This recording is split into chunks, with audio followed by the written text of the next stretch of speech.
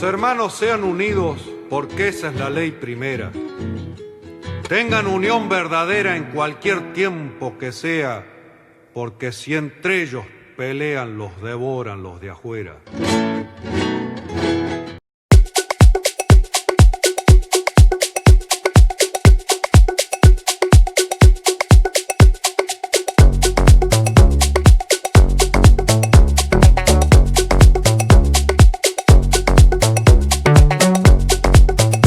Bien, buenas tardes, bienvenidos a todos.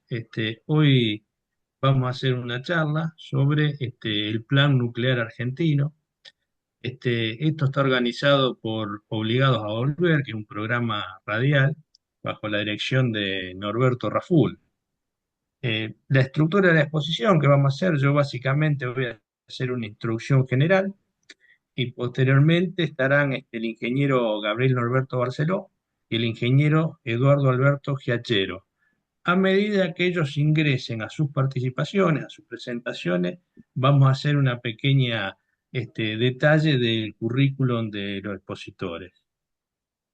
Bueno, un poco empezando con la introducción sobre el Plan Nuclear Argentino, el título un poco de esta introducción que yo hago es el Plan Nuclear Argentino y el marco de valoración político que hay que hacer para este plan. Y la consideración principal que debemos hacer, si estamos hablando del Plan Nuclear Argentino, es ¿para qué Argentina es el plan? Y uno dice, bueno, para la Argentina. Sí, sí, pero ¿para qué Argentina? Porque en realidad no hay una, hay dos Argentinas. Acá hay una historia pendular de la nación donde hay dos Argentinas con dos modelos de país antagónicos que vienen pugnando entre sí prácticamente desde el inicio de la fundación de nuestra nación.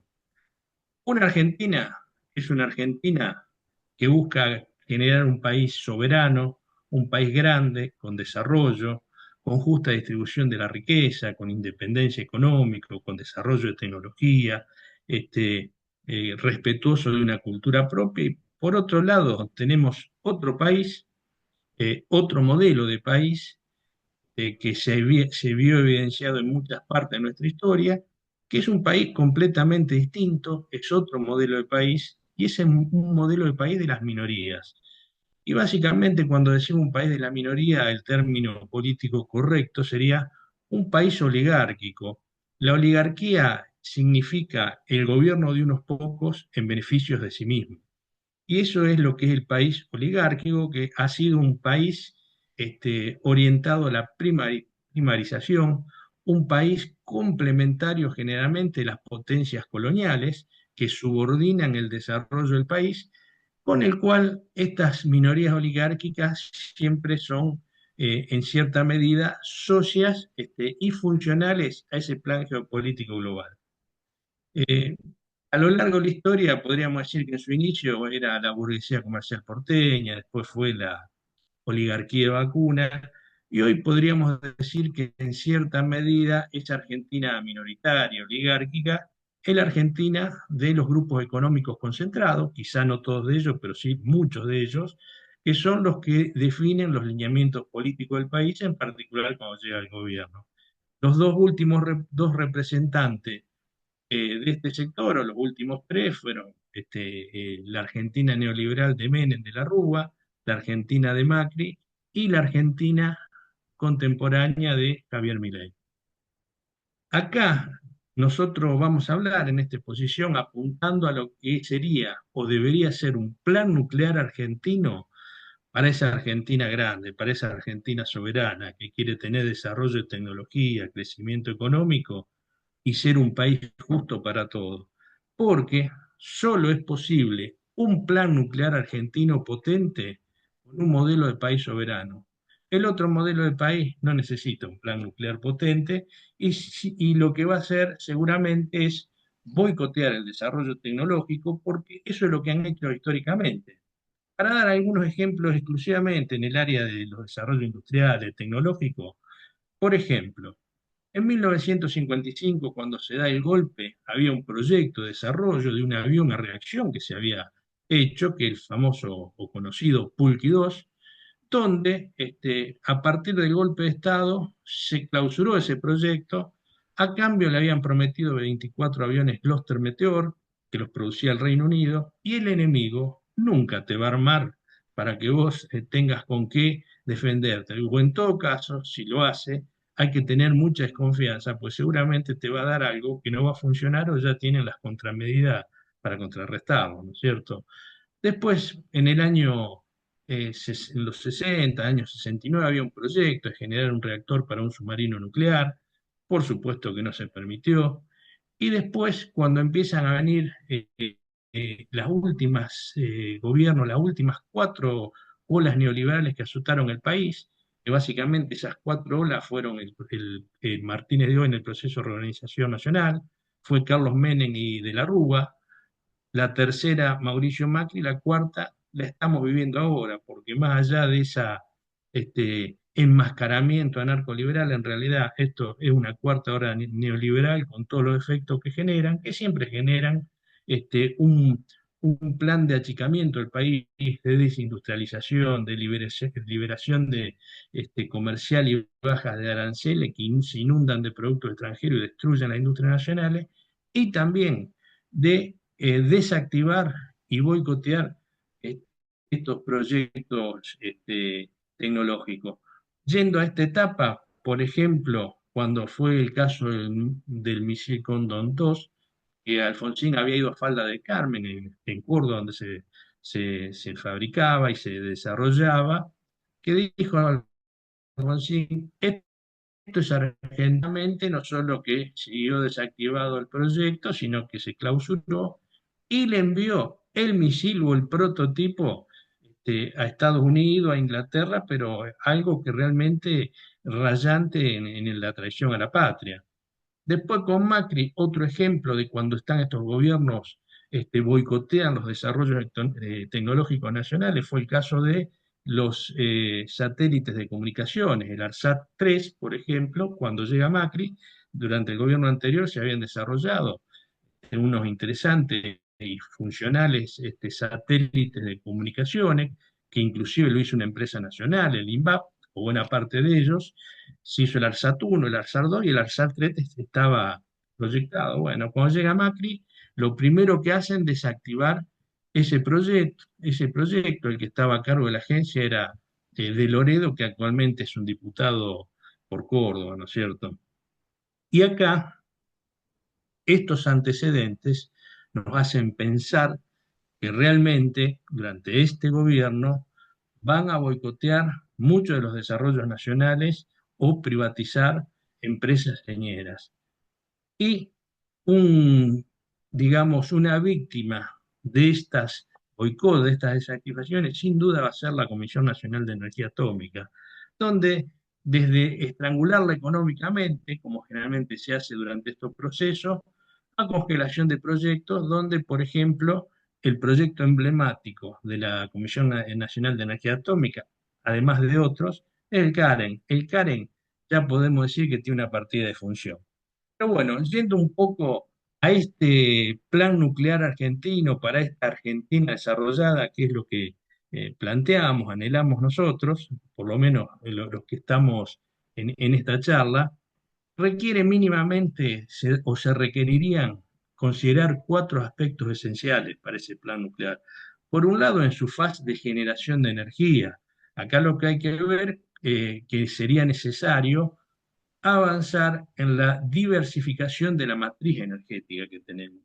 La matriz primaria de energía, digamos, el uso de toda energía para cualquier fin, el total de la energía que se utiliza, el 84% proviene de combustibles fósiles. Y yendo específicamente a la matriz eléctrica donde actúa la provisión del área nuclear, en la matriz energética nos encontramos con estos porcentajes. De combustibles fósiles, de centrales técnicas, se provee el 61,4%, el 21,7% proviene de energía hidroeléctrica, el 9,5% de energías renovables, donde la mayor parte es energía eólica, lo cual es bueno, y solo el 7,5% proviene de las centrales nucleares. Quiero hacer la aclaración que estos datos son del año 2022. Puede haber variado un poco, quizá los porcentajes, pero esos eran los números que figuraban ahí. Viendo esta composición, ¿qué es lo que podemos decir, siendo que la energía nuclear es algo que dominamos de muchos años, es algo que tenemos técnico experimentado, que sería bueno, y para mejorar esa necesaria diversificación de la matriz energética de Argentina, que la energía nuclear tenga una participación mayor? ¿En qué porcentaje? Bueno, lo tendrán que estudiar los técnicos, pero si hay un 7,5, llevarla a un 15, un 20 quizás, no sé. Eso implicaría avanzar, no solo mejorar la seguridad de nuestra matriz energética y la diversificación, sino avanzar en el desarrollo de más infraestructura de plantas nucleares. Se haría necesario instalar nuevas plantas. Y esto sería bueno porque iría al segundo aspecto que tenemos que considerar. Es importante tener una infraestructura, una buena infraestructura, y si incrementamos la infraestructura existente, esto va a posibilitar que tengamos más fuentes de trabajo, no solo con las bondades de tener más fuentes de trabajo en el país, que siempre son bienvenidas, sino que vamos a crear, vamos a incrementar en un 50, en un 100%, fuentes de trabajo de técnicos y profesionales especializados en un área sensible, con un horizonte seguro en el tiempo, lo cual es fundamental porque no solo trabajarían estas plantas, sino todo el clúster industrial, que se calculan unas 1.200 empresas, participan brindando insumos y servicios a la Comisión Nacional de Energía Atómica y otras plantas que tiene, sino que eso posibilitaría también asegurar lo más esencial, en este caso que son los recursos humanos especializados. Tener recursos humanos en esta área es, podríamos decir, oro en polvo, no es algo que se consigue fácil. Y es fundamental garantizar el lugar donde se desarrolla el know-how verdadero, porque el saber hacer, el know-how, no solo es teórico, que eso se puede enseñar en la universidad, en el Centro Atómico Balseiro, sino que después es necesario adquirir el know-how en terreno, ¿no es cierto? Y eso únicamente se puede hacer si está la infraestructura necesaria. Ese sería un punto esencial, el tema de la infraestructura, con un horizonte cierto, para potenciar todo el clúster el clúster industrial que está alrededor de esta área de energía atómica, donde hay empresas metalúrgicas, hay empresas de servicios, hay empresas informáticas que también requieren su know-how ligado a esta área. El tercer punto a tener en cuenta de por qué es importante tener un fuerte y potente plan nuclear argentino es por el desarrollo de tecnología y productos exportables de un alto valor agregado, algo que ya viene haciendo de hace unos cuantos años la Comisión Nacional de Energía Atómica, el INVAP, que es una empresa estatal ligada al desarrollo tecnológico, y con muchos proyectos en común, por ejemplo, con la Comisión Nacional de Energía Atómica.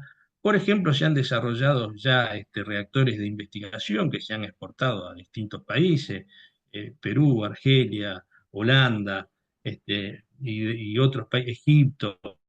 Así que es importante porque esos reactores que están en funcionamiento y que son reactores de investigación, se utilizan también para producir radioisótopos, se utilizan mucho en el área de la salud, eh, potenciarían el desarrollo y la consolidación de esta área en ese sentido.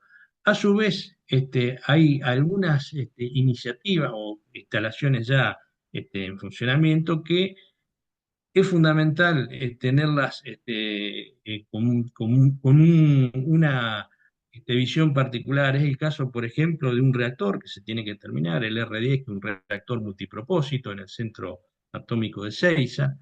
La planta industrial de agua pesada, que está, eso hay que volver a reactivarla, una planta que funcionó, y es tan importante la participación de Argentina en la producción de agua pesada, que cuando Argentina dejó de funcionar la planta y dejó de exportar agua pesada, el precio del agua pesada en el mundo se triplicó.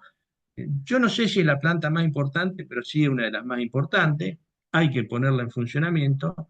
Y en tercer lugar, El CAREN, la central argentina de elementos modulares, que es un diseño original de Argentina, que se anunció por primera vez, creo que en el 84, o se mencionó en Perú, y después en el 85 se hizo la presentación oficial del proyecto. Esto van a hablar más los especialistas que vienen después de mí.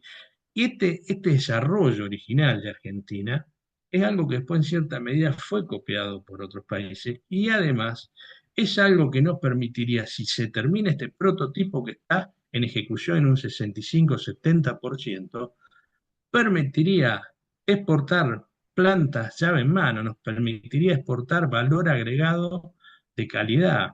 Esto, lamentablemente, la visión que tengo yo es que ya le dieron la partida de función, porque no solo han estrangulado económicamente la Comisión Nacional de Energía Atómica, donde disminuyeron al 2% del presupuesto nacional su presupuesto, que es estrangular, no es algo que se hizo históricamente cuando viene este tipo de gobierno, sino, por ejemplo, recientemente se anunció la privatización de IMSA, que es Industria Metalúrgica una sociedad anónima, que es la que fabrica el recipiente de presión y otros elementos. Lo que se quiere asegurar este gobierno, ya el actual presidente en el brin de fin de año en la Comisión Nacional de Energía Atómica dijo que este proyecto es inviable porque no es vendible, que solo sirve para pruebas. Y esto está desmentido por la Agencia de Energía de la OCDE, que de 56, cerca de 60 proyectos de esta naturaleza que evaluó, Alcaren lo ubicó entre los cuatro primeros. Quiere decir que es un proyecto muy prometedor. Y acá el presidente de la empresa que debería defender este proyecto ya está diciendo que no sirve porque, bueno, sigue el lineamiento de este gobierno.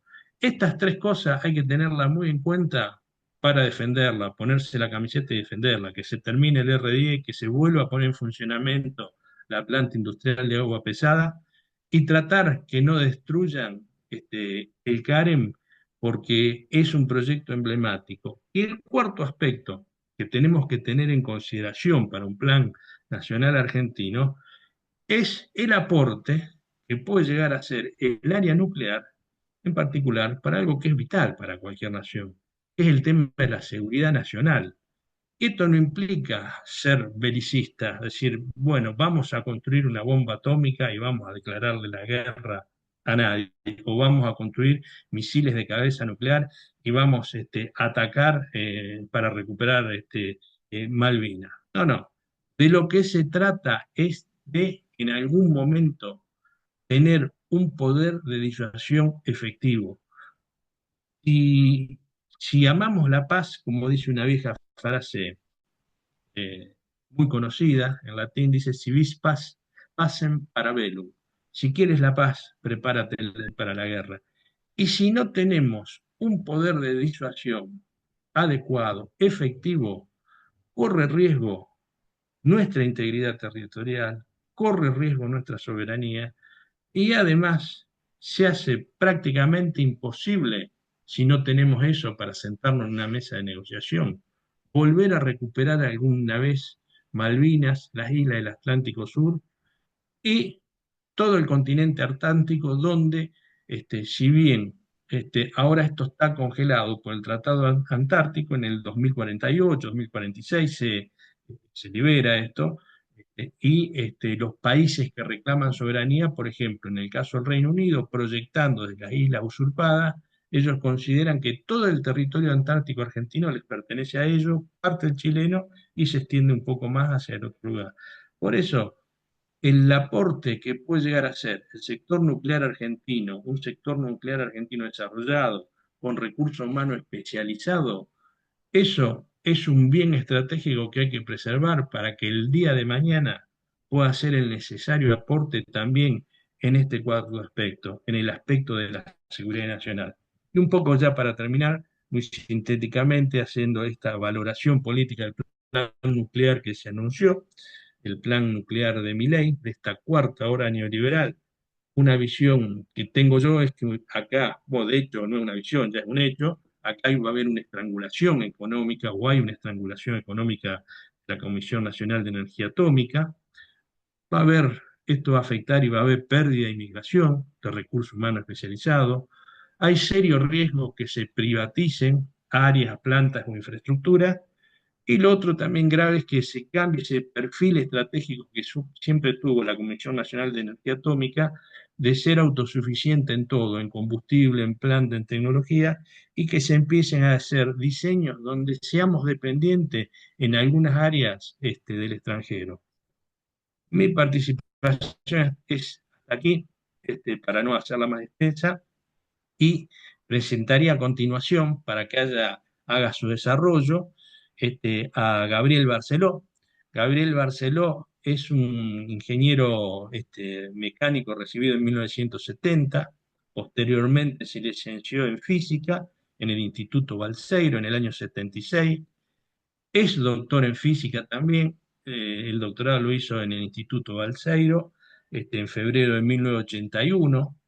Ha tenido una larga actuación profesional con cargo, por ejemplo, de abril del 21 a diciembre del 23 fue miembro del directorio de NASA, es Nucleoeléctrica Argentina Sociedad Anónima. De julio del 2014 a 2021 fue asesor en la Universidad de Chilecito. De julio de 2008 a septiembre de 2013 fue gerente de Relaciones Institucionales a cargo de Relaciones Internacionales de la Comisión Nacional de Energía Atómica. De agosto del 2002 a agosto del 2003 fue el subgerente de Asuntos Institucionales de la Comisión Nacional de Energía Atómica. De abril de 2000 a septiembre del 2001 fue el gerente de Cooperación y Transferencia de Tecnología de la Comisión Nacional de Energía Atómica. De agosto del 99 a junio del 2000 fue vicedirector de Ingeniería Nuclear del Instituto Falseiro. Y otros cargos que ha tenido, bueno, fue miembro del directorio de ALTE, Sociedad del Estado. De julio del 94 al 98 fue miembro de la Comisión Nacional de Energía Atómica, del directorio de FAE, Fábrica de Aislación Especiales. Este, de enero del 2000 a agosto del 2001 fue miembro del gabinete del directorio de la Comisión Nacional de Energía Atómica, y del mayo de 2000 al 2004 fue director de la Comisión Nacional de Energía Atómica de la empresa neoyorquina de Servicios de Ingeniería Sociedad del Estado. Gabriel, Gabriel va a desarrollar en este primer bloque el plan nuclear libertario y la discusión en el movimiento nacional y popular. Tienes la palabra, Gabriel. Adelante. Muchas gracias Ariel, gracias a Daniela por el apoyo técnico y gracias a todos los que están mirando este video en el momento que lo miren. Eh, Voy a hacer un PowerPoint, voy a ver si puedo compartir pantalla. Para eso tengo que abrir primero el...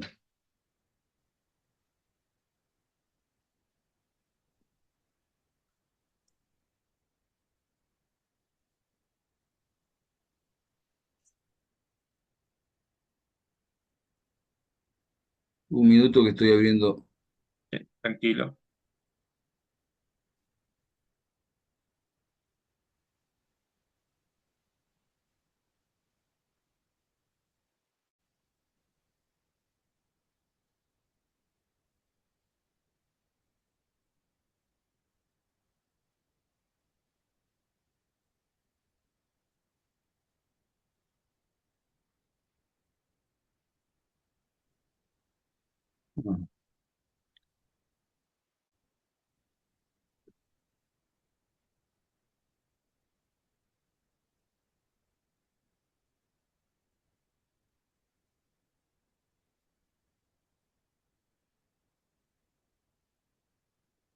Bueno,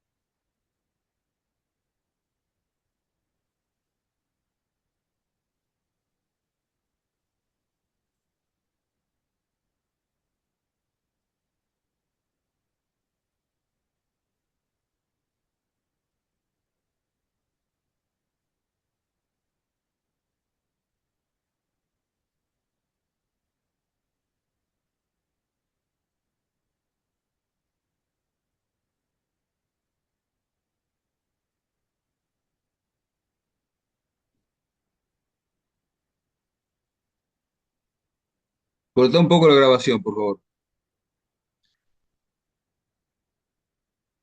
Bueno, ¿se ve la pantalla? Sí, bien, Bien. ¿Avanzó? sí, avanzó, ahora volviste al principio. Sí, correcto. Espera que quiero minimizar esto. Bien. Quiero empezar con dos aforismos, porque me parece que son procedentes, digamos. El primero es de Marco Aurelio, un emperador romano del segundo siglo después de Cristo. Dice, todo lo que oímos es una opinión, no un hecho. Todo lo que vemos es una perspectiva, no la verdad. Otro aforismo que viene al caso es el que dice, Argentina está permanentemente afectada por la máquina de impedir, cuyo mecanismo fundamental es frenar algo que anda más o menos para empezar otra cosa que, en una de esas, anda mejor. Esto donde yo sé, hasta donde yo sé, esto, el tema de la máquina de impedir se ha escuchado mucho últimamente, que yo sepa lo inventó Conrado Barotto en 1985, que es el inventor de INVAP también. ¿Qué es el plan nuclear libertario? Bueno, lo que dijo Milei, lo que dijo el presidente es, se puede resumir en que se va a instalar un hub de inteligencia artificial en la Patagonia, que ese hub va a ser alimentado con energía nuclear, que esa energía nuclear será generada por reactores pequeños modulares, SMR, por sigla en inglés, fabricados con capacidades nacionales, comenzando por la instalación de un SMR de diseño nacional en Atucha, y que se reactivará la minería del uranio en el país. Lo que no se dijo, pero se supo, es que los capitales involucrados vendrían del exterior y que el SMR que está pensando es el ACR 300 de INVAP, con lo cual quedaría cancelado el proyecto Karen, que está al 60 y pico por ciento de terminación, a pesar de que es un SMR también.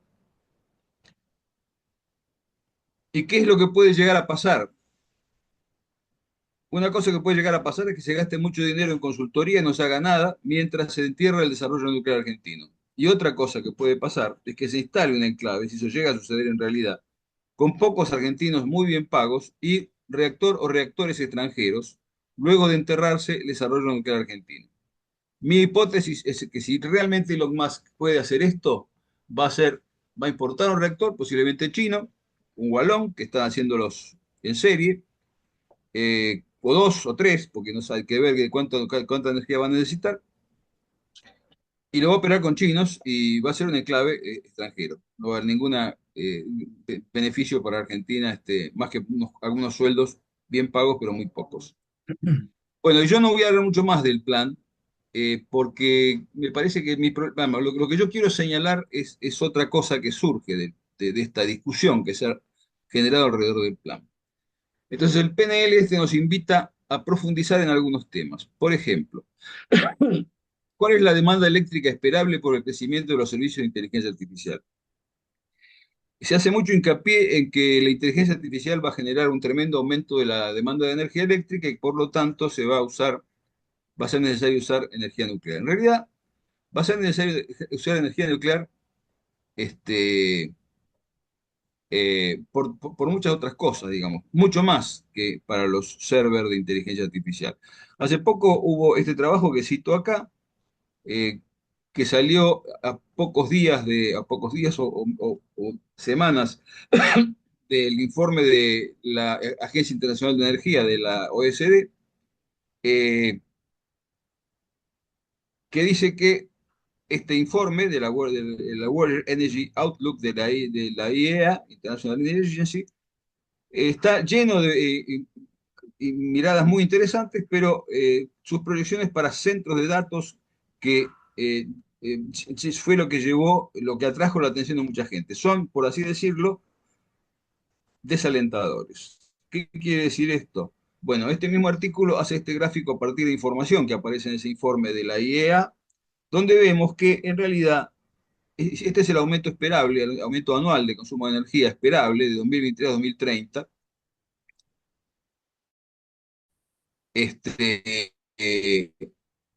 donde se ve que en realidad el aumento esperable para los centros de datos es muy poco. Este total son 6.000 terawatt-hora más o menos, y esto sería un porcentaje, no sé, 6%, creo que decía una cosa así. Es decir, va a aumentar mucho la demanda de electricidad, son otras industrias, aparte de industrias pesadas, otros edificios, vehículos eléctricos, inclusive el aire acondicionado es 3 veces más importante, los aumentos de aire acondicionado, 3 veces más importante que los famosos centros de datos. Y hay que tener en cuenta que esto es solamente la demanda de electricidad y la demanda de energía final es mucho mayor, como vamos a ver dentro de un rato. Lo que sucede es que un crecimiento importantísimo de una cosa pequeñita, como es lo que están consumiendo los servers en este momento, puede seguir siendo una cosa pequeñita. En definitiva, para saldar la discusión, hay razones para sospechar que el aumento esperable en la demanda de electricidad debido a la inteligencia artificial para los próximos 20 años es cuando menos desconocido. Otro elemento a tener en cuenta es el cambio climático. Se habla mucho de esto. Esto es el gráfico de aumento de temperatura, cómo se compara con el gráfico de aumento de anhídrido carbónico. Es difícil refutar la existencia del cambio climático y también es difícil refutar que es antropogénico.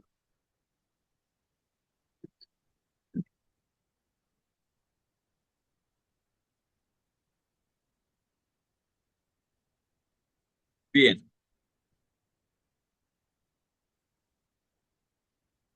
para solucionar el problema este del cambio climático, lo que la IEA propone es esta evolución del consumo eléctrico, el consumo perdón, de la energía, de energía total, no eléctrico. Este es el consumo total de energía. Estamos acá, más o menos, en este momento, después de la pandemia, estamos por acá. 2025, esto es de 2022 en realidad. Pero lo que proponen es que a partir de ese momento el consumo de energía global iba a caer. Y hacia 2050, que es cuando se propone llegar a lo que se llama net zero, que es el balance cero de anhídrido carbónico, es decir, el anhídrido carbónico que se genere por la acción humana va a ser la misma cantidad que lo que puede absorber la biosfera, para que no haya acumulación de anhídrido carbónico. Quedaría solamente esto, generadores perdón, de esto, petróleo, carbón y, perdón, fui para atrás, petróleo, carbón y gas natural, esto, que es un 20% también más o menos, y todo esto serían nuclear y renovables. Eh, Esto no va a suceder.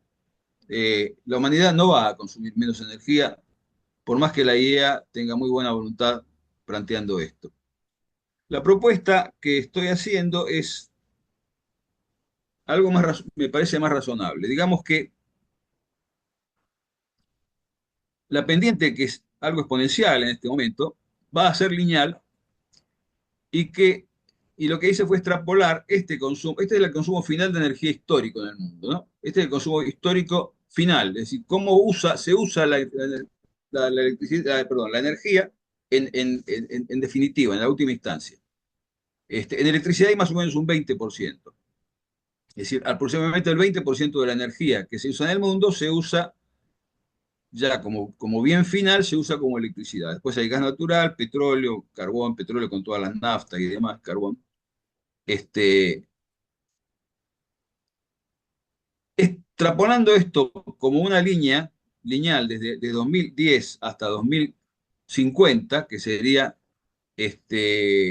la fecha que pusieron para el net zero, que no va a ser cero, pero bueno, para poner una fecha de referencia, la propuesta es esta. Si extrapolamos esta recta, esto como una recta desde 2010 hasta 2050, vemos que en 2050 tendría que haber un número que es 166.700 terawatt-hora de consumo, 600 exajoules, esto está en exajoules.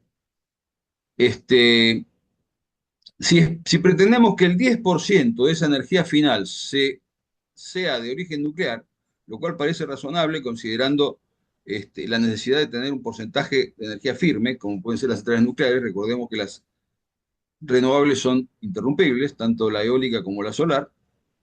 Se interrumpe cuando no hay sol o viento. Si queremos que el 10% de esa final sea por energía nuclear, necesitamos 2.240 centrales de 1.000 megavatios cada una. Considerando que en este momento hay unas 400 y pico, de las cuales una buena cantidad van a estar fuera de servicio ya, o habrá que hacerles una estación de vida, digamos, tomamos este número, 2.200 centrales, como un número razonable. Esto implicaría estar construyendo simultáneamente un promedio anual de unas 400 centrales de 1000 megavatios entre 2025 y 2050, suponiendo 5 años de periodo de construcción. Este, hoy se están construyendo 54. Esto es para tener una idea del espacio que hay para entrar con la energía nuclear. Es decir, cuánta necesidad, digamos, uno puede pensar en construir 2200 centrales de acá a 2000 a 2050 y es razonable, digamos, porque es una necesidad para el sistema. No creo que haya capital en el mundo, posiblemente no haya, no lo sé, quizás así, para construir, porque el costo de la energía nuclear es sobre todo costo CAPEX, ¿no? Costo de inversión de capital, pero, pero bueno, es el espacio que hay. Y en Argentina, el equivalente sería esto, es consumo primario en realidad por combustible, y son 3,5 exajoule más o menos en 2022-2023, haciendo un trabajo parecido al que hicimos con el mundo, suponiendo 43% de incremento en 2050, que es como del consumo primario de energía, como pasaba con el mundial. Fíjense que acá se ve la decaída, como de 2013 en adelante no ha aumentado el consumo de energía en la Argentina. Eso es terrible. Siempre dije yo, siempre pensé yo que el consumo de energía es un índice mucho más evidente, mucho más realista de lo que es la actividad económica que el PBI. Acá se ve realmente lo que pasa. Y acá esto es lo que pasó con Argentina. Y acá tenemos la pandemia, además. Bueno, ahora estaríamos subiendo y esperamos que subamos lo mismo que en el mundo, digamos. A 2050 ponemos un 43%, entonces necesitaríamos unos 5 exajoule o 1379. Bueno, todo esto querría decir que tendríamos que tener 18 centrales de 1000 megavatios en 2000. Tenemos que hacer de acá a 2050 18 centrales de 1000 megavatios o 30 de 600 megavatios, como la Candú. Lo cual implicaría estar construyendo simultáneamente desde ahora hasta 2050 6 centrales de 600 megavatios constantemente, suponiendo 5 años de periodo de construcción, y hoy se está construyendo ninguna. Este es el espacio que habría para incorporar energía nuclear a la Argentina. Un compromiso serio para enfrentar el cambio climático va a significar un tremendo aumento en la demanda de electricidad de origen nuclear, porque es firme, originada muy mayoritariamente por aplicaciones industriales de construcción y de transporte, no por los servers de la inteligencia artificial. ¿Y qué pueden hacer los SMR para eso? Bueno, vamos a ver qué SMRs hay. Los SMRs y los reactores pequeños y modulares, esta es hay la asociación, Nuclear Energy Agency, la agencia nuclear de energía nuclear de la OSD, hizo dos informes sobre el SMR, el último 2024, el que se referencia muchas veces para hablar del estado del CAREM, y muestra el avance de los distintos proyectos.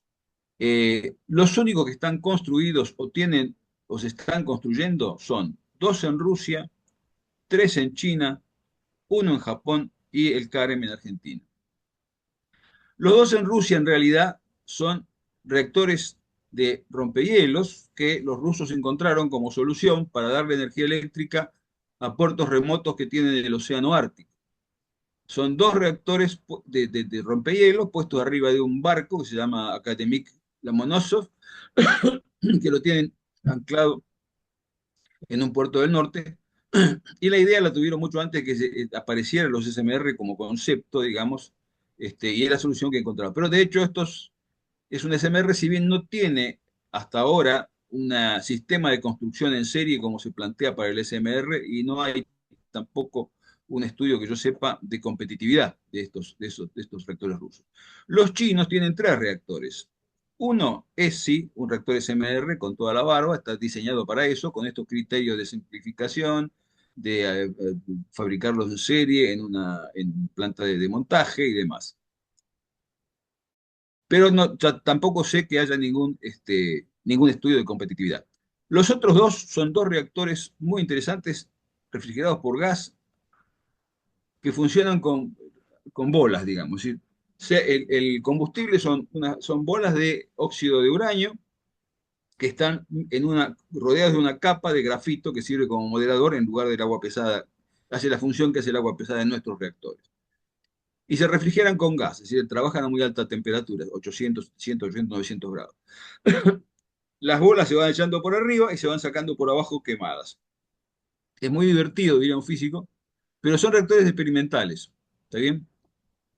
El japonés es un reactor experimental también de gas que tiene 30 megavatios térmicos y debe tener, como es de gas, puede tener 10, 20, puede tener 20, 15, 20 megavatios eléctricos, a pesar de tener solamente 30 megavatios térmicos de capacidad. Y es un reactor experimental. Estaba en una universidad y lo mudaron a, a un sitio donde tienen centrales nucleares. Eh, pero no es un mecanismo, digamos, no está diseñado originalmente para SMR, con todos los requisitos que se le piden. Y el de Argentina, el CAREN, del que ya hablamos. China, que es el gran fabricante, es gran fabricante del mundo en este momento. Como le decíamos, tiene tres SMR, dos son en dos sitios distintos, dos son de lecho de bolas, y el tercero es un SMR en serio de 100 megavatios, más o menos eléctrico. Es uno, no conozco un estudio de competitividad, y al mismo tiempo China está construyendo 30 reactores de gran porte y ya tiene 55.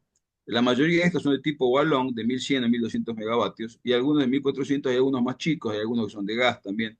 Pero para que tenga una idea a dónde está poniendo los huevos China. ¿Y qué pasa con el SMR de mayor desarrollo comercial, en realidad? Es el de Estados Unidos, el NuScale, que no tiene sitio no está, todavía tiene sitio de construcción, pero no está construido. Bueno, a finales del año 23 hubo una mala noticia y es que el NuScale no cerraba, empezó eh, se reformularon lo que había aumentado 75% el costo del proyecto y el costo de la electricidad emergente había aumentado 50%. Entonces, se saca la, la- el proyecto del Departamento de Energía fue quitado, le sacaron el apoyo del Departamento de Energía, y varios municipios se habían incorporado a este plan que era para bajar las emisiones de dióxido carbónico en el país, se estaban retirando. Eh, Todavía no está muerto, pero fue un golpe bravo. Desde entonces, que yo sepa, no ha habido ninguna novedad con el tema de NuScale.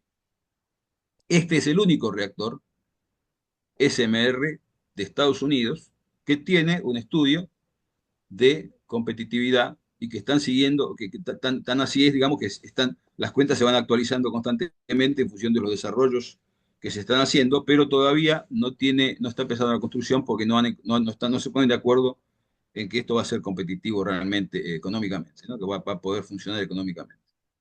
Por otro lado está el CAREN, que como sabemos tiene 32 megavatios eléctricos, Calabria algo más de 100 megavatios eléctricos, concebido por CONEA. El concepto es que pudiera ser fabricado en serie, esto bajaría los costos pese a la escala menor.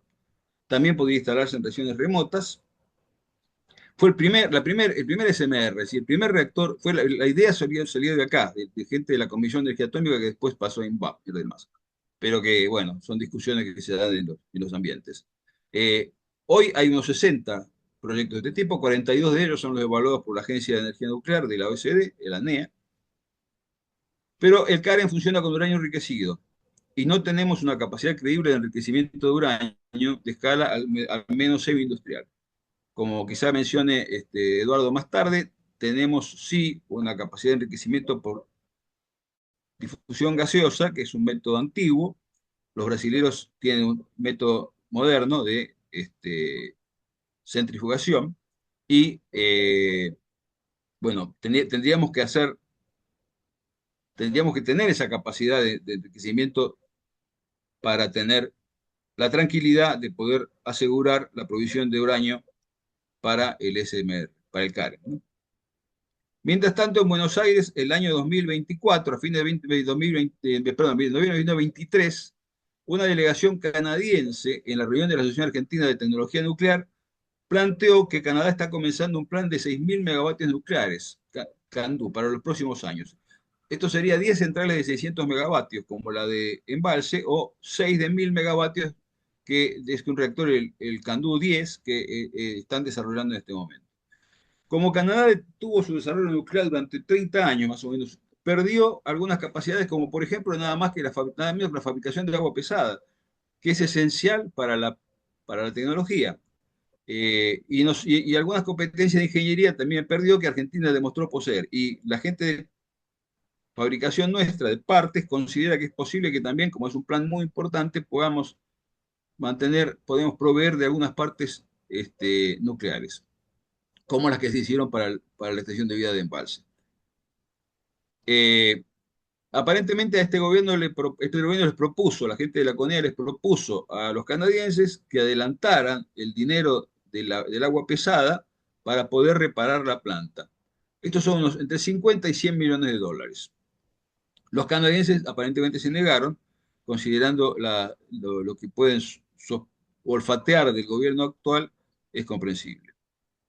En 2024, en la ATN, la Ciudad Argentina de Tecnología Nuclear de 2024, volvió a una delegación, pero esta vez con más, habría como 3 o 4 gerentes de Atkins, que es la Atkins Royal, que es la empresa heredera de la tecnología CANDU, y se volvieron a reiterar este mensaje, que necesitan asociarse con nosotros para poder generar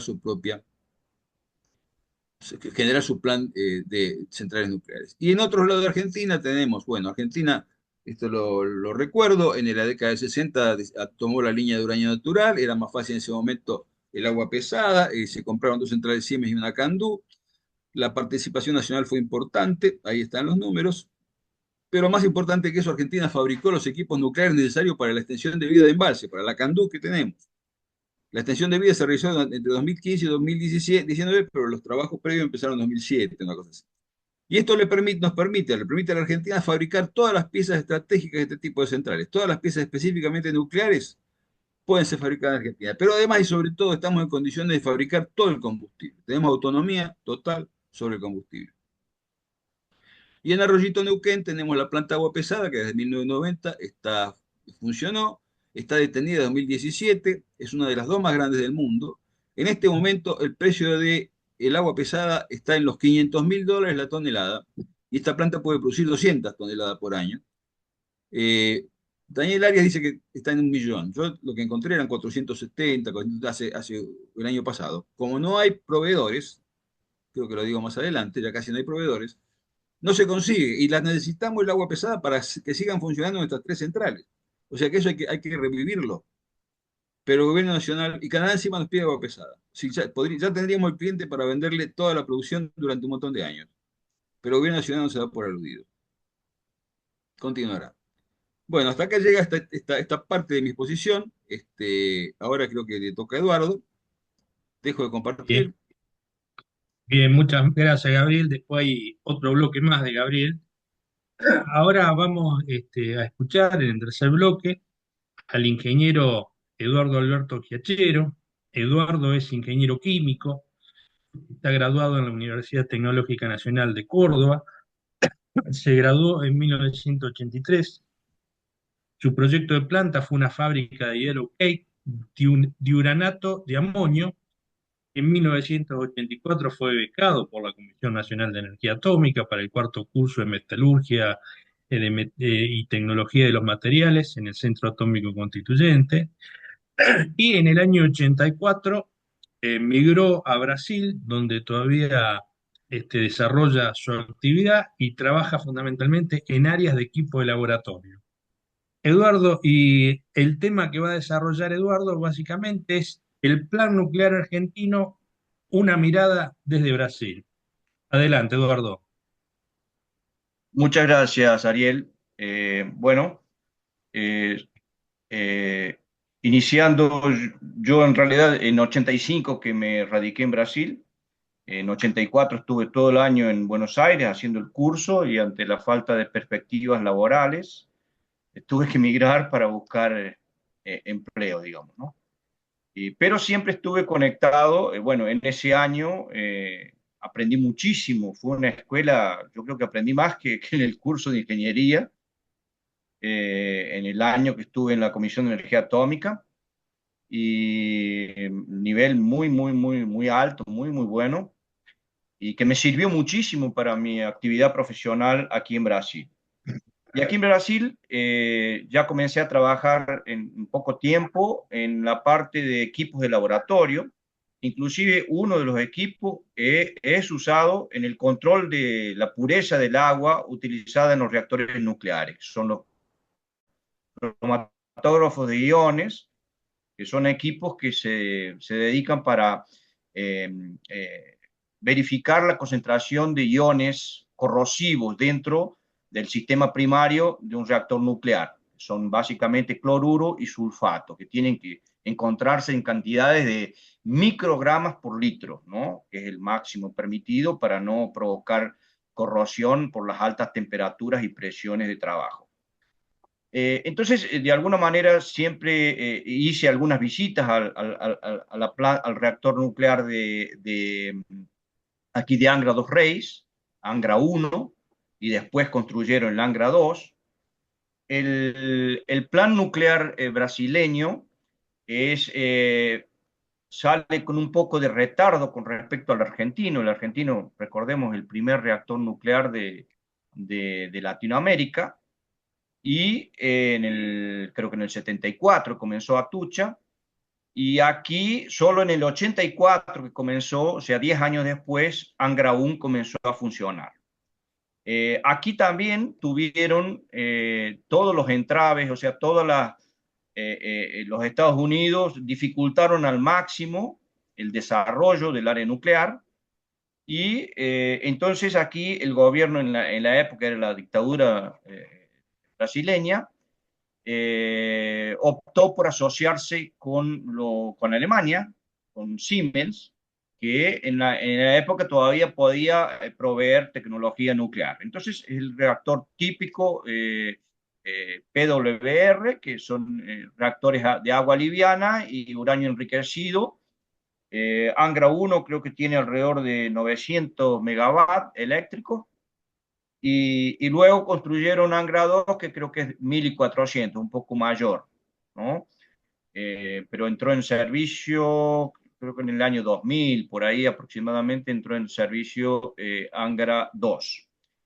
Y también había paralelamente, hay el proyecto, creo que están toda la gran parte de los equipos para Angra 3, pero con este cambio de gobierno, o sea, cuando entró el gobierno de Lula y Dilma, le dieron un cierto impulso y luego paró durante el gobierno Bolsonaro, y ahora, bueno, la situación está bastante complicada. Básicamente falta de financiación para poder terminar el Angra 3. Lo que ocurre es que el plan, primero, la matriz energética brasileña es bastante diferente de la matriz energética argentina. Entonces, aquí, por suerte, la mayor parte de la energía eléctrica es de renovables. Tenemos la participación de hidráulica, generación hidráulica, del 55% de la generación eléctrica son hidroeléctricas. Y después tenemos alrededor del 15% que es eólica. Aquí en toda la costa de Brasil hay es poner centrales eólicas y prácticamente con un factor de capacidad bastante elevado, ¿no? Porque hay prácticamente un viento constante que sopla del mar, ¿no? Y creo que en Argentina también debe ocurrir climáticamente, creo que es más o menos lo mismo. Y también está últimamente avanzando mucho la energía fotovoltaica de pequeño porte. Yo inclusive en mi propia casa tengo un pequeño sistema que es de alrededor de 5 kilowatts, pero que me genera la energía. Yo tengo un sistema que durante el día inyecto energía en la red, y después durante la noche, lógicamente, consumo, pero tengo un superávit mensual de alrededor de 50 a 100 kilowatts por mes, que queda como crédito. Eso no es yo pago una tasa mínima y tengo todo el consumo, prácticamente solo pago esa tasa mínima, y tengo crédito, debo tener alrededor de casi 4.000 kilowatt hora de crédito para uso, probablemente en un vehículo eléctrico. Entonces, la matriz energética brasileña usa mucho menos combustibles fósiles.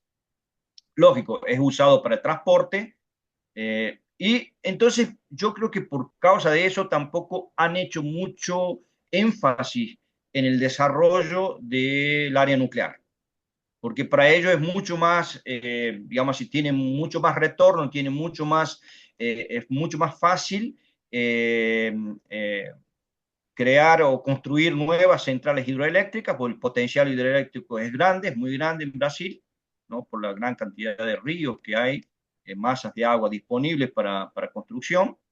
Y entonces, prácticamente el plan eléctrico en términos nucleares para producción de energía está casi parado. Por otro lado, hay un proyecto que, de origen militar, controlado por la Marina de Brasil, y que era orientado justamente a la construcción de un reactor nuclear para un submarino, ¿no? O sea, como propulsor de un submarino nuclear, ¿no? O sea, de propulsión nuclear. Pero este proyecto ha sido básicamente sabotado por los Estados Unidos desde, desde siempre, tratando de impedir, por ejemplo, aquí desarrollaron, como aquí los reactores son con uranio enriquecido, entonces la industria nucleoeléctrica brasileña tiene Nuclebras, que es fabrica uranio enriquecido. O sea, hay una planta de enriquecimiento por ultracentrifugación, que es el método más moderno para enriquecimiento de uranio, pero por lo que he visto, son datos que yo los he encontrado en Wikipedia, sé que tampoco no son, pero creo que son bastante confiables. Apenas el 10% de todo el uranio enriquecido necesario para el funcionamiento de esas dos plantas nucleares es producido aquí en Brasil. Y el 90% lógicamente tiene que ser importado. Pero de alguna manera, como estábamos comentando previamente con Gabriel, representa un hecho de un know-how que es muy importante porque es el método más moderno para producción de uranio enriquecido y que sería muy complementar caso hubiera realmente el Mercosur funcionara de verdad, ¿no? Porque en esa área nuclear es una área absolutamente complementar, o sea, lo que tiene Argentina le falta a Brasil, por ejemplo, agua pesada, y lo que tiene Brasil, que es enriquecimiento de uranio, prácticamente Argentina no tiene. Y después habría un mayor, digamos así, intercambio técnico, tecnológico, que podría, aquí la industria metalúrgica está muy desarrollada, probablemente muchas cosas que actualmente Argentina no tiene capacidad de hacerlas, podría hacerse aquí en Brasil, y algunas especialidades podrían ser realizadas por Argentina, ¿no? Entonces, el plan ese, digamos así, para el desarrollo del submarino nuclear, fue gerenciado durante muchos años por el almirante Otton da Silva. El almirante Otto da Silva, pero es físico, es ingeniero nuclear y físico. O sea, es una persona de altísima capacidad técnica, ya ahora ya está con más de 80 años, creo que 84 años de edad, pero cuando quiso, de alguna manera, en los gobiernos de Lula y Dilma, él fue nombrado como presidente digamos así, del proyecto nuclear brasileño, y ahí entró el famoso lawfare de Estados Unidos, a través del juez Moro, que fue el que lo metió preso a Lula, y a través de otro juez que eran del mismo grupo, el juez Marcelo Bretas, que era de Río de Janeiro, le buscaron alguna manera lo acusaron de corrupción al almirante y fue preso. Estuvo preso durante un tiempo. Obviamente que la manera de acusación era a través de los periódicos, o sea, plantaban una noticia, o a través del sistema Five Eyes, que es el sistema Cinco Ojos, que es el sistema de inteligencia de Estados Unidos, Canadá, Reino Unido, Nueva Zelanda y Australia, que ellos captan todos los datos, toda la información, todo lo que pasa en las redes, en los teléfonos. Entonces, ¿qué es lo que hacían? Ellos buscaban algún tipo de irregularidad en algunas empresas que eran proveedoras, por ejemplo, del plan nuclear brasileño, y simplemente había muchos empresarios que tenían, no sé, diverso dinero en el exterior no declarado, había algunos negocios, ¿no? Evasiones fiscales, etcétera, tal, y simplemente entonces nos metían presos a estos empresarios, y entonces le decían, bueno, si vos los acusás a fulano, fulano, fulano, nosotros te soltamos, si no, estás preso. Estás en prisión preventiva y vas a quedarte acá y te vamos a acusar de lo que sea y algunas veces condenarlo. Como así destruyeron una gran parte de la industria de la construcción brasileña. Si bien había evidentemente algunos problemas de corrupción, que eso yo creo que en todos los países del mundo ocurre, simplemente fue destruida por este juez Moro y por este otro socio, ¿no? Que eran jueces de primera instancia, ¿no? Y tenían un poder prácticamente ilimitado, conseguían poner preso a presidentes, a diputados, a senadores, y era ese esquema. O sea, ellos usaban información captada por el sistema de inteligencia de Estados Unidos, acusaban sin pruebas, y así, de esa manera, prácticamente el proceso de construcción del reactor nuclear está totalmente parado. Es en Aramar, aquí en el interior de San Pablo, donde estaba desarrollando todo eso. Y inclusive él fue condenado a 43 años de prisión. El almirante fue suelto, pero está como una especie de prisión domiciliar, una cosa así.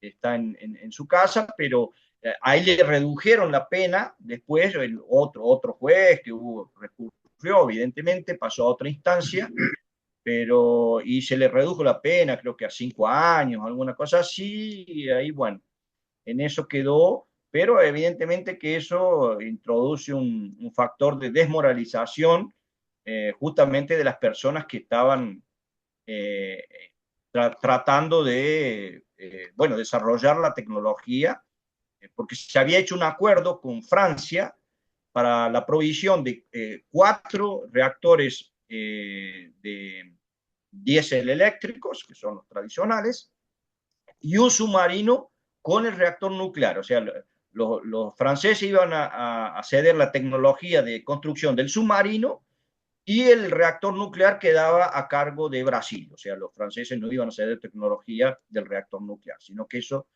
pero al no poder desarrollarse el reactor, tampoco puede ejecutarse la construcción del submarino. Bueno, ese es un poco lo que ocurre aquí en Brasil.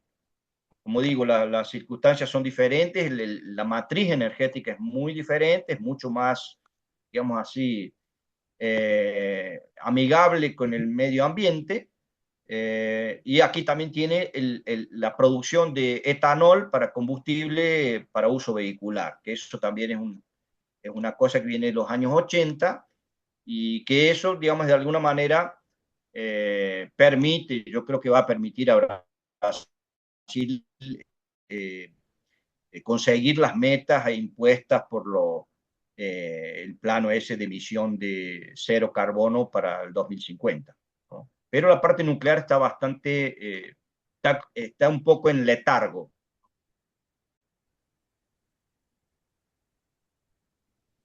Bien, muchas gracias a Eduardo Giachero, que desde Brasil nos dio un pantallazo, un panorama desde allá. Y ahora vamos a dar entrada a un segundo bloque del ingeniero Gabriel Barceló, que se titula Nuestro balance.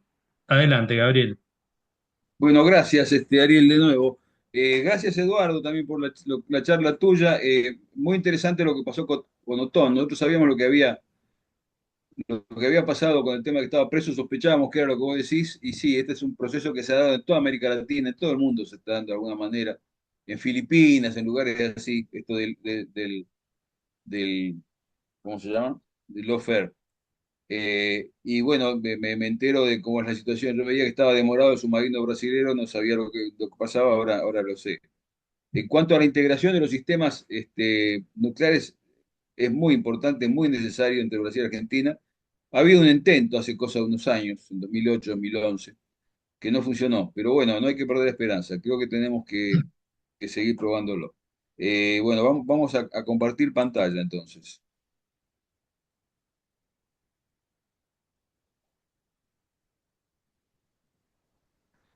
Ahí está.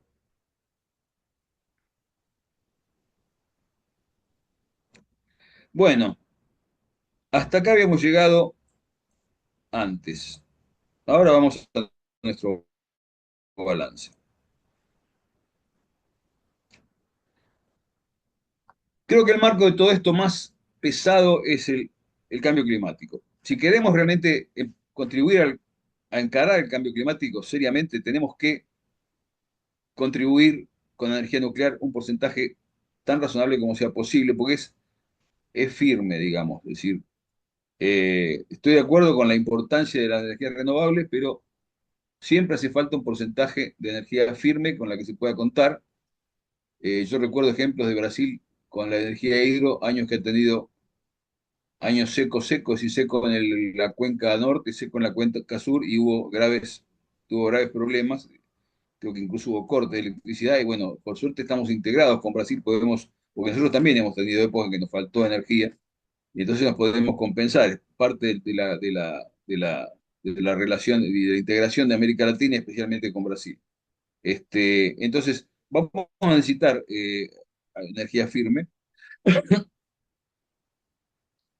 y ese aumento del consumo que va a suceder va a ser sobre todo porque este cambio climático, este cambio de la matriz energética, va a exigir que reemplacemos los usos industriales de la energía, los usos para la construcción y los usos para el transporte. Sobre todo los usos para el transporte, que son un porcentaje importantísimo, creo que es un 30% de los combustibles, del combustible, del uso final del combustible. Bueno, no estoy seguro, pero es un número importante.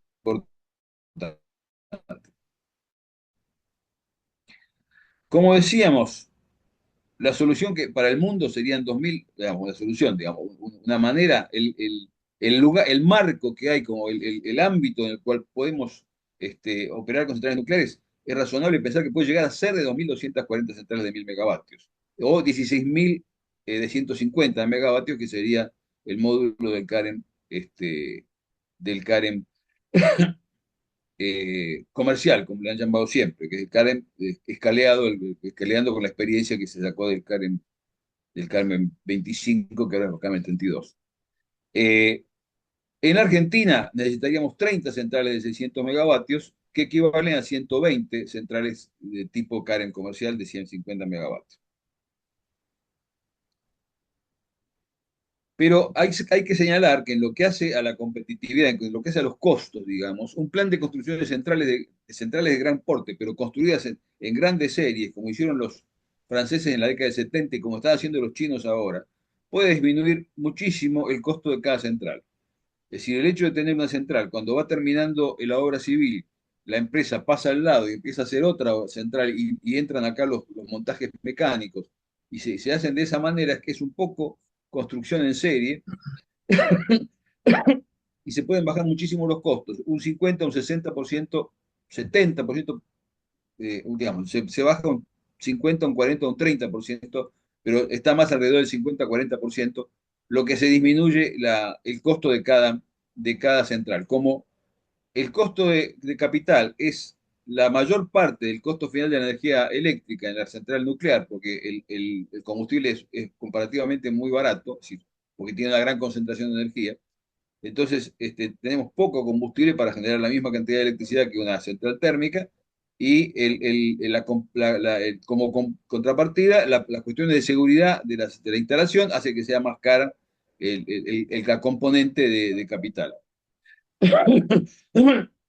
Eh, este mecanismo de hacer centrales una al lado de otra de gran porte debiera compensar las ventajas financieras de los SMR, que por otra parte no están demostradas todavía. La única experiencia que hay, comercial en serio, es la del NuScale, y el NuScale no viene muy firme en ese campo. Vamos a ver cómo sale. Todo puede ser, es decir, el argumento de la gente de NuScale dice, no, tendríamos que tener 30 reactores, tenemos que estar haciendo 30 reactores en plantas de montaje. Bueno, tiene que tener clientes para vender 30 reactores en Estados Unidos. Acá va a ser mucho más tarde, digamos. Por otro lado, eventos recientes, por ejemplo, especialmente lo del Nord Stream en el mar Báltico, reinstaló el concepto de seguridad energética. De la década del 90, que el concepto de seguridad energética había quedado un poco de lado, como que la energía es un bien transable común, entonces seguramente hay quien te lo venda, hay quien te lo compre, es cuestión de precio y calidad y nada más. Y bueno, parece que no, porque lo que pasó en el mar Báltico es que un gasoducto que iba de Rusia a Alemania y con ello a toda Europa, le pusieron explosivos, reventó y se acabó el comercio de gas ruso para Europa.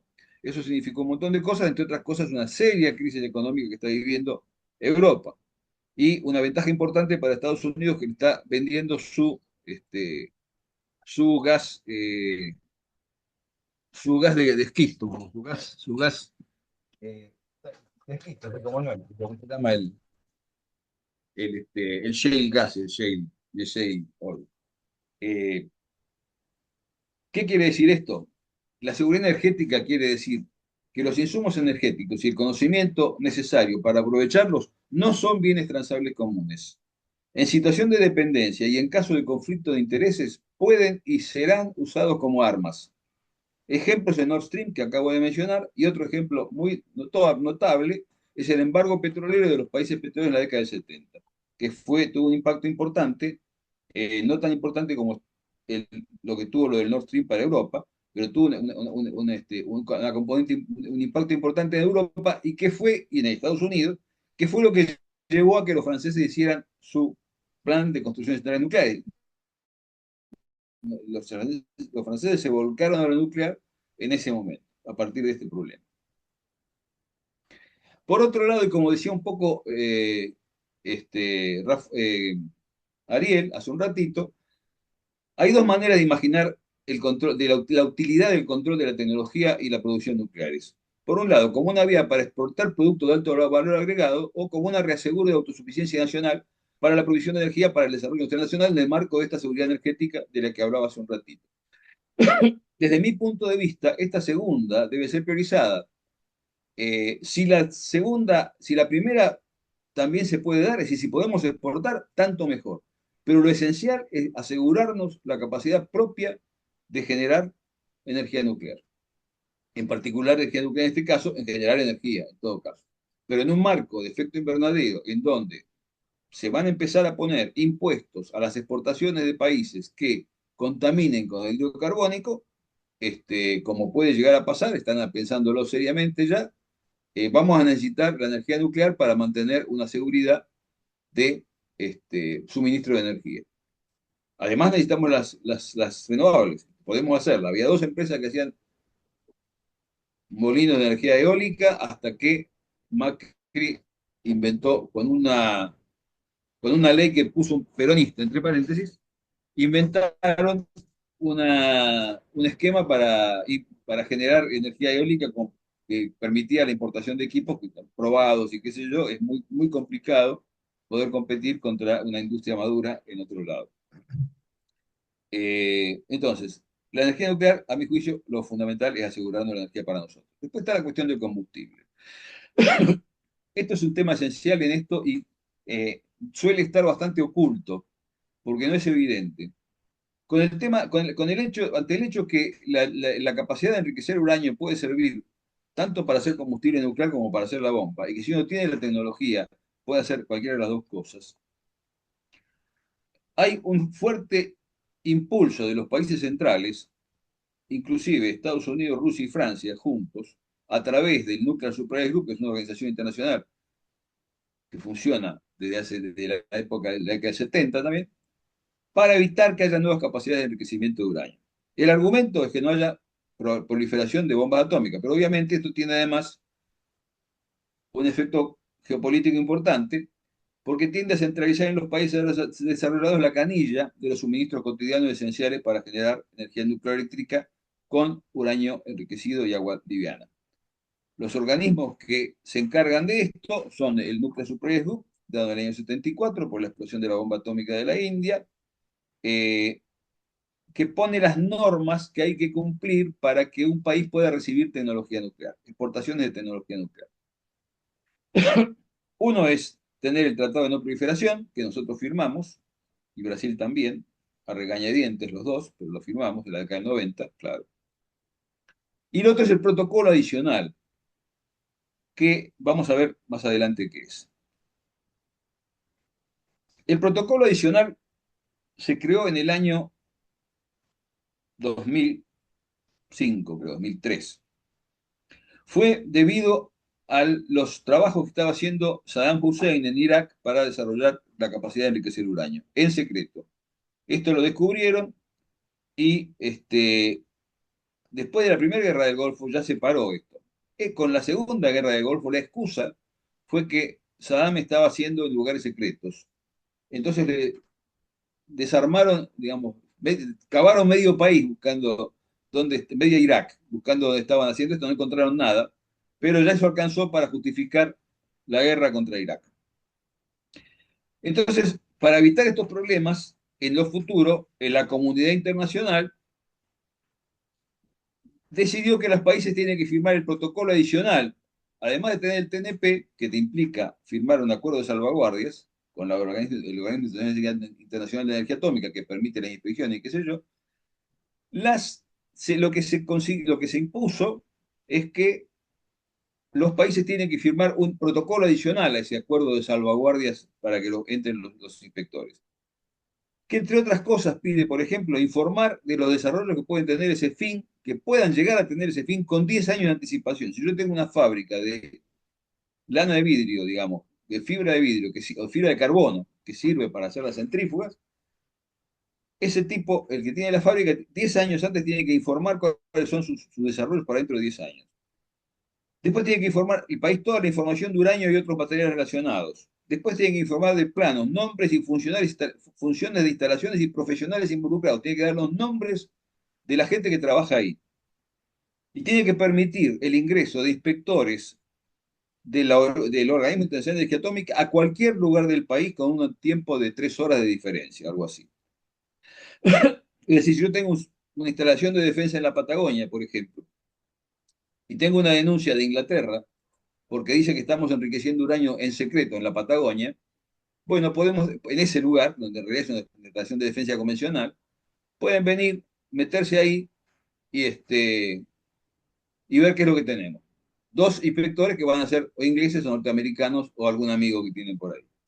Argentina se niega a firmar esto, Brasil también, con el argumento que cuando se firmó el Tratado de No Proliferación, había un compromiso no había un compromiso casi diría ético de los grandes países de desarmarse, de eliminar sus armas nucleares, cosa que obviamente nunca hicieron y nunca van a hacer. Y ahora están aumentando los arsenales. Y encima ahora nos piden que hagamos esto para que ellos se queden tranquilos.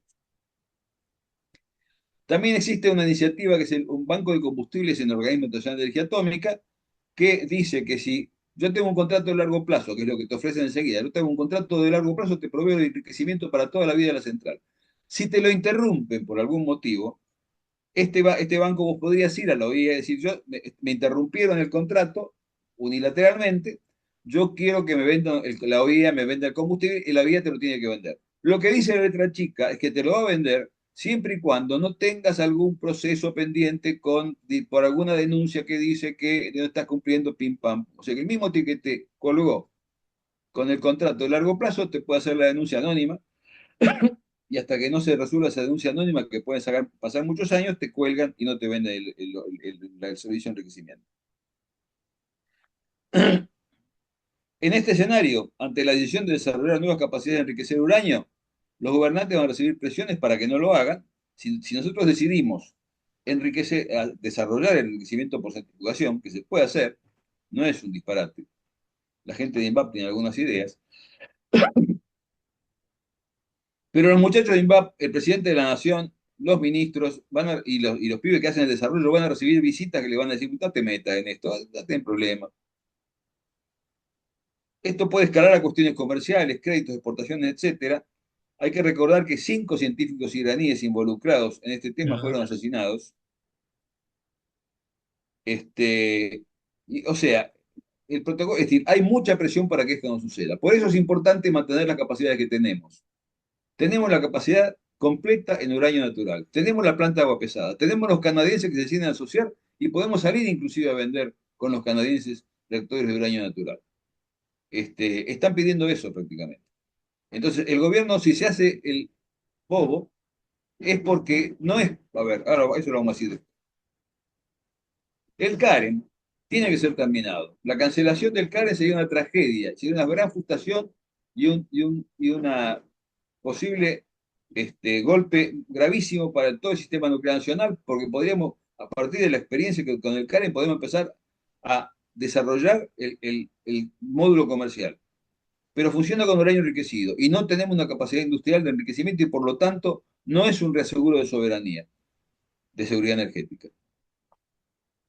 Y esto que me perdone la gente del Karen, pero esto lo puedo discutir con gente del Karen y nunca me han dado una solución satisfactoria.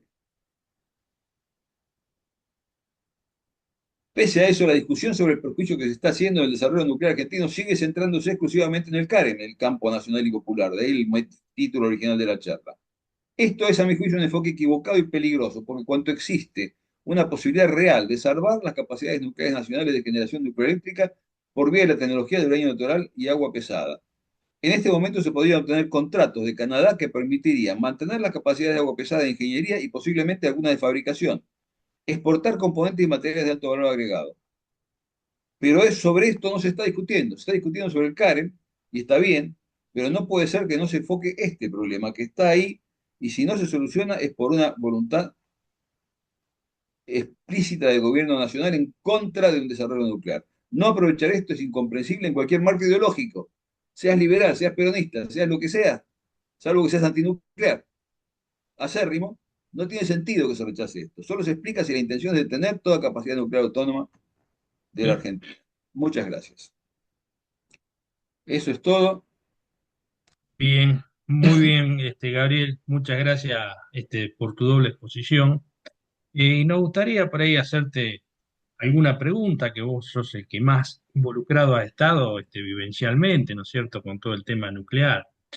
Aquí Eduardo comentó algo respecto a este almirante y físico nuclear brasilero que recibió presión y fue encarcelado para evitar el desarrollo nuclear de algo de esa naturaleza. Algo que a veces uno supone las presiones, se habla del colonialismo, todo, pero que es real. Hay casos donde se verifica claramente que los países coloniales son acosados por los países poderosos, por los países imperialistas, que no van a dejar las reglas de juego, son desiguales, porque hay unas reglas para los poderosos que pueden seguir fabricando armamento nuclear, pueden hacer cualquier desarrollo, mientras que paralelamente impiden que los países débiles hagan de ese desarrollo, que si bien puede ser utilizado para el desarrollo armamentístico nuclear, pero también tiene su incidencia económica comercial, que también se aprovechan de ello. Vos habiendo estado una vida relacionada y en distintos ámbitos, esa presión concreta de impedir el desarrollo nuclear de determinadas áreas o de determinados proyectos, como podrían ser algunos ligados al tema de la defensa, como fue en su momento el proyecto también de un reactor para un submarino que se había planteado en Argentina. Vos adentro y con tu conocimiento de los colegas que vos has tenido, ¿eso se ha sentido muy explícitamente? ¿Ha habido directivas o incidencias muy concretas que no se desarrollen tales o cuales cosas? o que tal proyecto fue boicoteado durante, en particular, durante esos gobiernos neoliberales que han llevado a boicotear cualquier desarrollo nacional, ¿no es cierto? Bueno, m- me consta algo que voy a contar después. De todos modos, cuando hablamos de aplicaciones para la defensa, este, yo te recuerdo lo de los iraníes, digamos. Es decir, si nosotros lanzamos un proyecto para la defensa, estamos poniendo en riesgo inclusive a la gente que lo está haciendo. Es decir, esto hay que saberlo.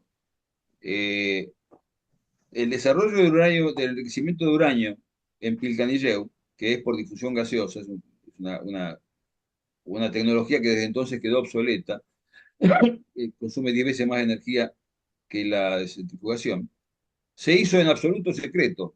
Por más que estábamos en total autorización, digamos, porque no habíamos firmado el Tratado de No Proliferación, no estábamos obligados a informarlo. Pero de todos modos se hizo, digamos, no estábamos obligados a no hacerlo, mucho menos no hacerlo. Pero se hizo en total secreto porque se sabía que las presiones iban a ser muy fuertes.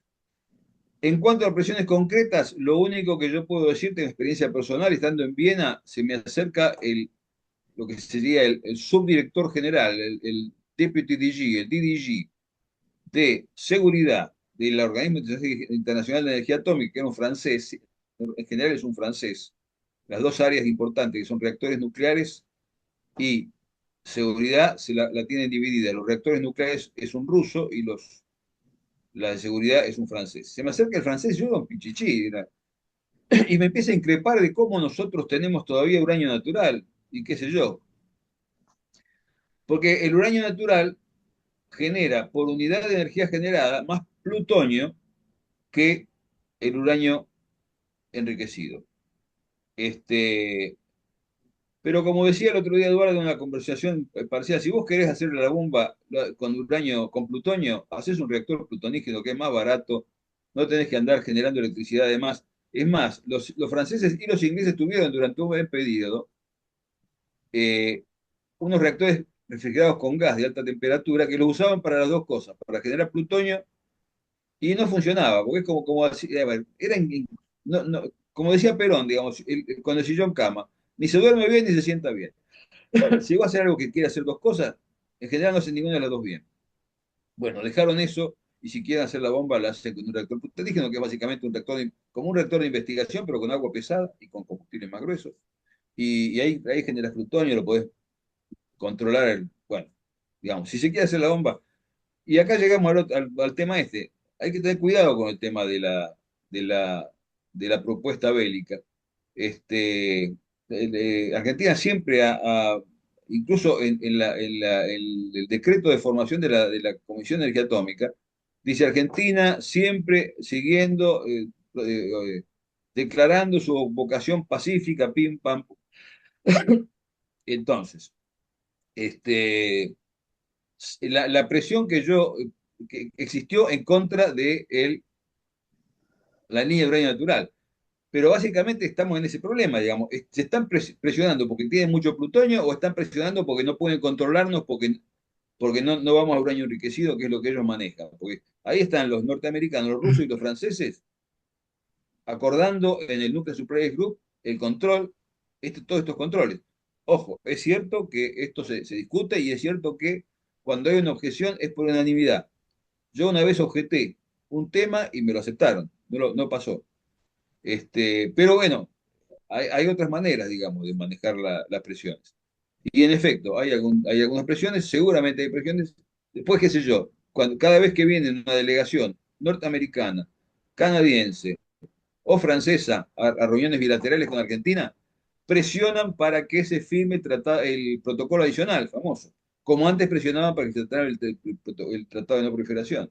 Es decir, este tipo de presiones son benévolas, son benevolentes, observan, queda sentado en el acta de la reunión y qué sé yo, pero son presiones que van pegando hasta que agarran a uno que está más debilitado o que es más consecuente con estas preocupaciones y se preocupa más por las preocupaciones del norte que por las preocupaciones de acá y acepta, ¿no? O sea que esas presiones existen. Sí. Perdón si me extendí demasiado. No, no, bien. No, yo un poco para reafirmar también lo que dijiste en la última parte de la charla, que acá se condicionan a los países en función de la energía, que la energía no es un commodity, sino es un recurso estratégico que debe ser asegurado. Y mostraste también lo de Nord Stream. Ya por los 80 hay un libro que se llama La Guerra del Siglo XXI, que la hizo Robert Reich, ex secretario de Trabajo de Bill Clinton. Él hablaba ya en esa época, siguiendo una vieja lógica de evitar siempre el eje Berlín-Moscú, del peligro que había futuro por la provisión de gas ruso a Europa, que Europa algún día podría llegar a ser dependiente. Hoy se dio eso y no hay duda que han sido el poder anglosajón el que voló el gasoducto, porque hay una vieja doctrina en Estados Unidos, que es la doctrina Kissinger, que más allá que el poder atlantista, el poder occidental, están los del G7, está Europa, está Francia, está Alemania, pero en realidad el eje de eso, los jefes de esos, es el poder anglosajón. Y la doctrina Kissinger dice que para controlar a Europa, Estados Unidos debe controlar sus fuentes de suministro energético. Ah, mira. Por eso, por esa razón, también, y debido a que se había expandido la Armada Soviética, a África, esto es una teoría con bastante fundamento, que inclusive el originario es Marcelo Bartolomé. Acá la guerra de Malvinas, en realidad fue una guerra fabricada desde afuera, no es que un general se levantó borracho y se le ocurrió declarar la guerra.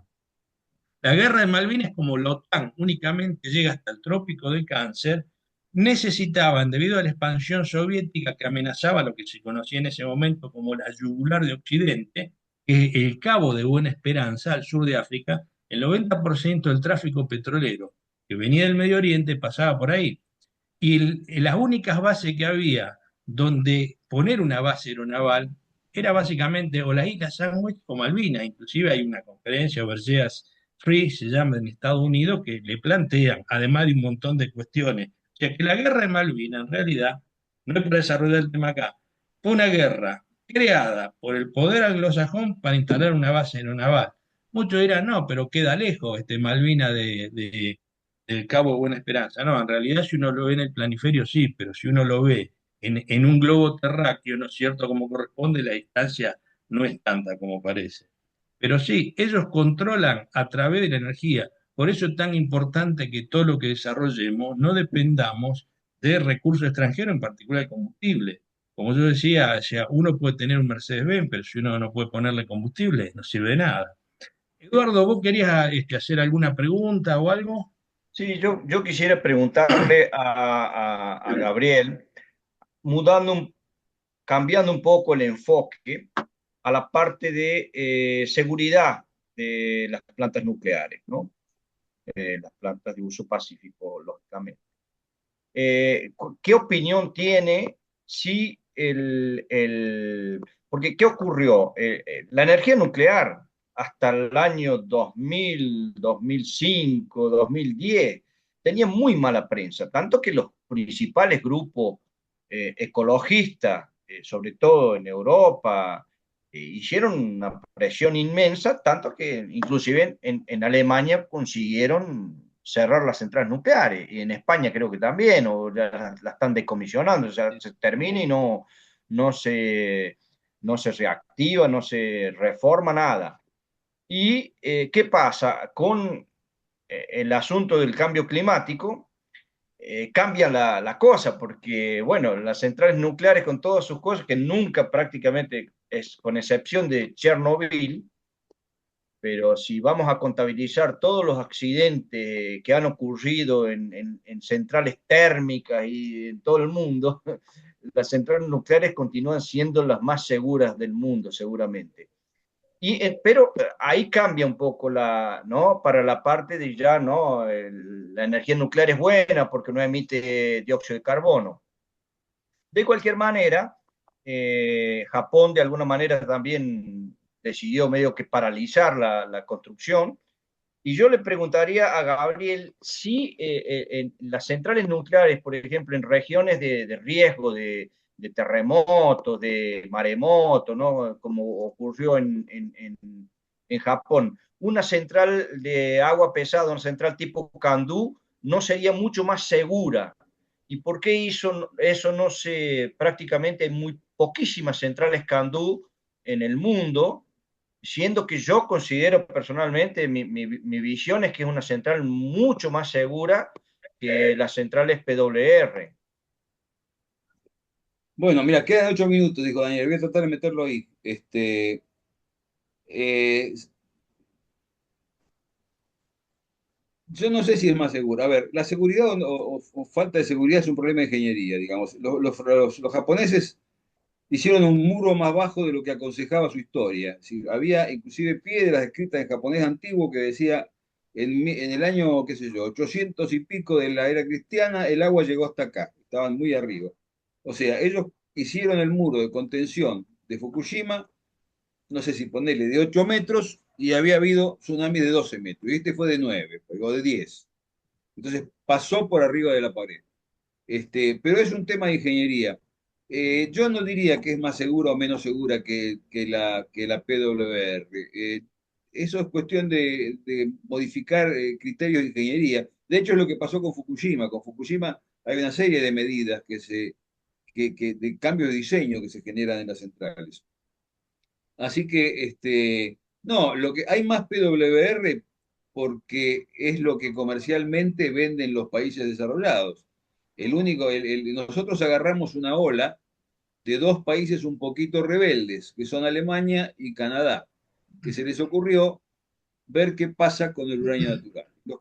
Los alemanes, bueno, los franceses y los ingleses habían hecho con uranio natural, pero las refrigeradas por gas, digamos, y moderadas con grafito. Entonces, para mí, si hay más reactores PWR, comercialmente son más, es lo que estaba en oferta. Los canadienses lo que pasa es que tenían, aparte de ser vecinos cercanos y en muchos sentidos de Estados Unidos, ellos habían estado a cargo de todo el manejo del agua pesada y del plutonio durante la Segunda Guerra. Cuando se dividieron las responsabilidades para llegar a la bomba, a los canadienses les dieron manejar toda la cuestión de agua pesada. Entonces yo ya tenía la experiencia con el agua pesada, con el circonio, con todas estas cosas.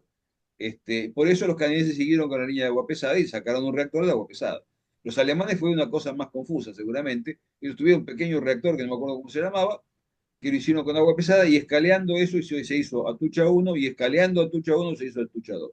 Son las únicas dos centrales que son muy buenas, andan muy bien y los que más conocemos de esas centrales de momento somos nosotros, porque los alemanes que estuvieron en esto se murieron o se jubilaron. Igual algunos de vez en cuando los llamamos, ve algunos que viven por acá además, se quedaron a vivir, algunos alemanes.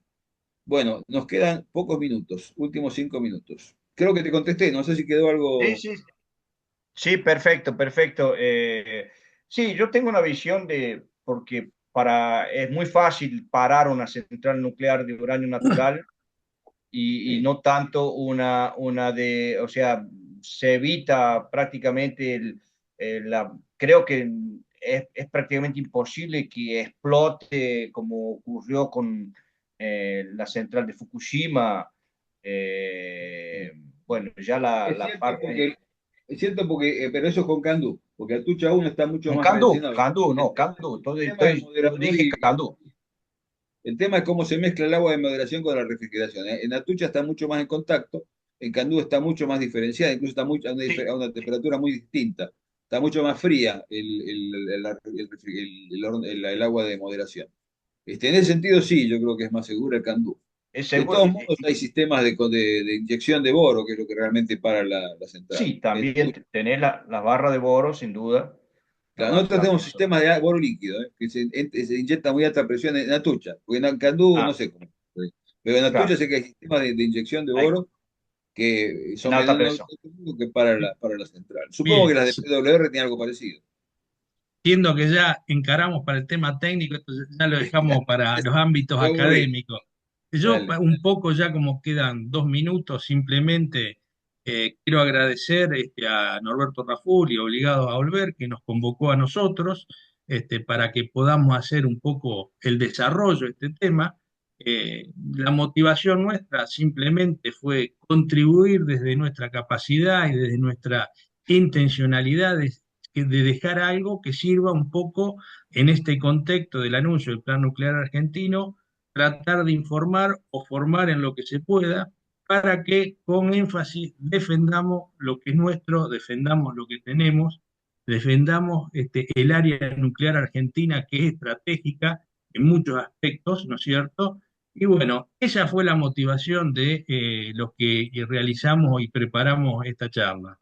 Por eso, pongamos énfasis, difundamos el video donde se pueda, y el objetivo es que se fortalezca y se defienda en un momento muy necesario toda esta área estratégica del país para que sigamos teniendo un área nuclear fuerte y pujante y no que algún día la bandera de la patria flamee sobre la ruina de lo que fue la industria nuclear argentina. Un fuerte abrazo a todos, Muchas gracias, Ariel. Muchas gracias y totalmente de acuerdo. Muchas y gracias también. Eduardo de Brasil. Un Muchas abrazo. Muchas gracias. gracias, muchas Hasta gracias. siempre. Hola, ¿te gustó? Bueno, compartilo con tus amigues, ponele un pulgar para arriba y suscríbete. Ah, y no te olvides de activar la campanita.